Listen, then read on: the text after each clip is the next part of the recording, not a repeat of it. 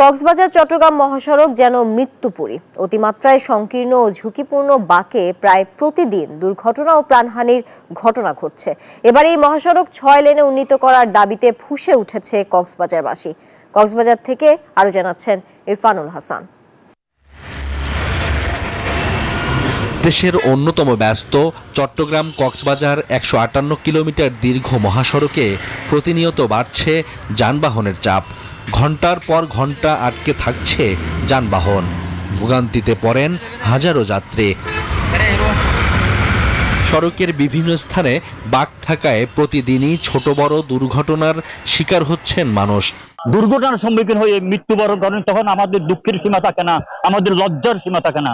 আমরা এই লজ্জা থেকে বাঁচতে চাই। এই সড়কের দ্রুত আমরা বাস্তবায়ন চাই, 6 লেনের উন্নীতকরণ চাই।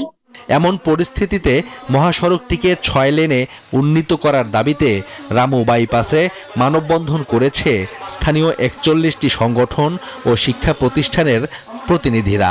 আমাদের আজকের এই মানববন্ধনের মূল কারণ হচ্ছে এই সড়কটিকে বড় করার এবং আর যাতে কোনো রকম মানুষ মৃত্যুর মুখে না পড়ে, সেটাই আমাদের মূল প্রচেষ্টা। আমরা চাই অতি সত্বর চট্টগ্রাম কক্সবাজার রোড 6 লেনে উন্নীত হোক, দ্রুত বাস্তবায়ন হোক। মানববন্ধনে অংশ নেয়া শিক্ষার্থীরাও নিজেদের শঙ্কার কথা তুলে ধরে দ্রুত মহাসড়কটি 6 লেনে উন্নীত করার দাবি জানান।